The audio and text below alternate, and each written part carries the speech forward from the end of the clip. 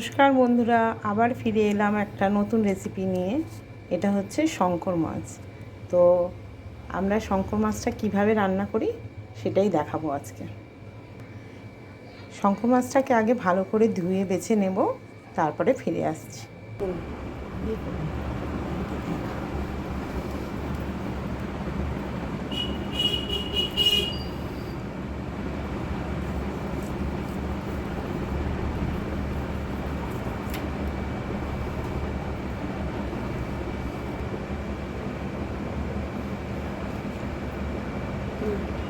হয়ে গেছে আমার ধোয়া বাছা।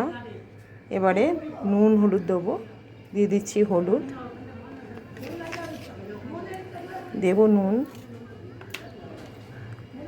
দেব অল্প তেল। তেলটা দিচ্ছি এই কারণে যাতে না ফাটে, মাখিয়ে নেবো ভালো করে। হয়ে গেছে নুন হলুদ তেল মাখানো। এখন একটু চাপা দিয়ে রেখে দেবো খানিকক্ষণ। কড়াটা বসিয়ে দিয়েছি, গরম হোক, দিয়ে দেবো তেল। মাছগুলো ভেজে ফেলবো। হয়ে গেছে তেল গরম, মাছ দিয়ে দেবো।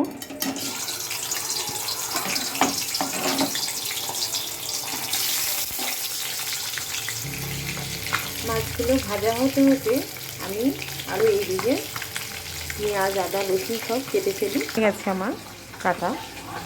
পেঁয়াজ কুচি নিয়েছি লঙ্কা কুচি নিয়েছি, টমেটো কুচি। আর এখানে টমেটোকে আর্ধেক করে নিয়েছি চেঁচে দেবো বলে।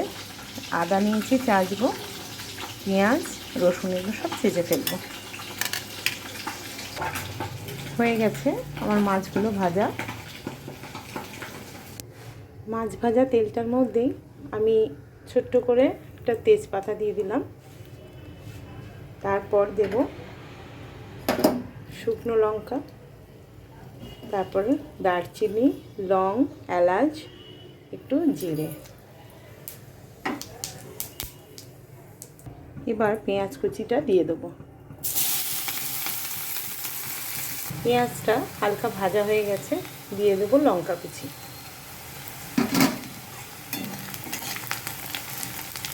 এরপর দিচ্ছি টমেটো কুচি।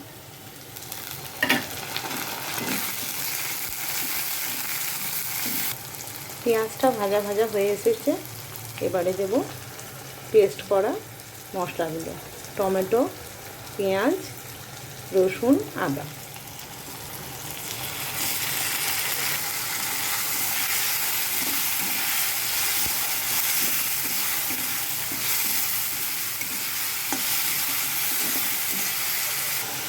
এবারে গুঁড়ো মশলাগুলো দেবো, হলুদ, নুন, শাহি গরম মশলা, জিরে গুঁড়ো, লঙ্কা গুঁড়ো, চিনি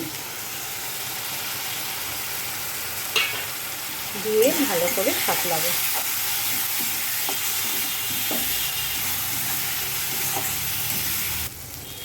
অল্প জল দিয়ে মশলাটা ভালো করে কষিয়ে নেব।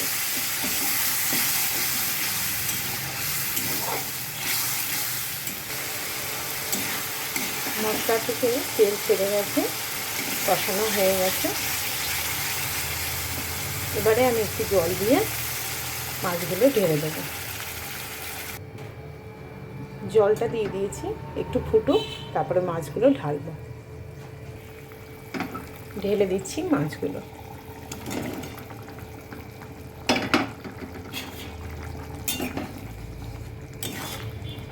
বেশ কিছুক্ষণ ফুটুক, চাপা দিয়ে দিচ্ছি। এবারে খুলি, দেখি।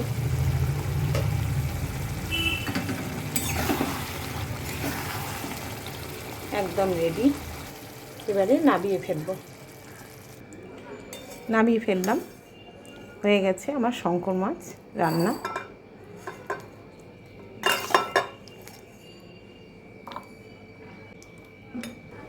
শঙ্কর মাছ রান্না কেমন লাগলো আপনারা জানাবেন কমেন্ট করে।